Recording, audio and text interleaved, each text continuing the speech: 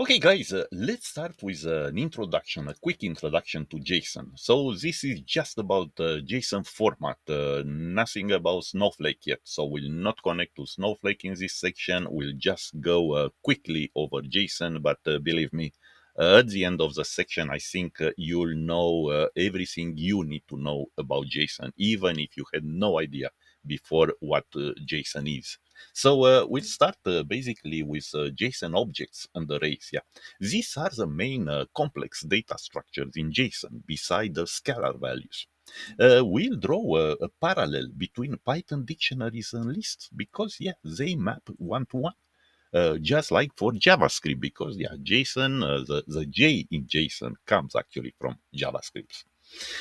We'll look at some JSON viewers and validators because they are all over the place online for free, and you will see how you can format properly JSON data, for instance.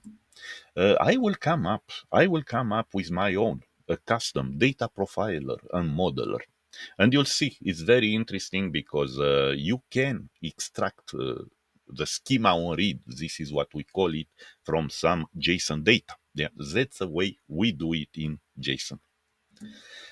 Finally, we'll talk about hierarchical data formats. Yeah, JSON is one such hierarchical data format, but you have also XML or YAML, and we'll learn how to convert JSON to XML or YAML.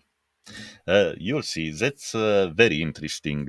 I'll go quickly over some graphical representations of some JSON hierarchies, so you will enjoy this. And finally, I will introduce you to JSON Pass. XPath, yeah, XPath was for XML a way to locate different elements within an XML hierarchy, and JSON Path is something similar. It's been inspired from XML, but it will use the data notation to locate different elements within the nested objects and arrays in JSON content.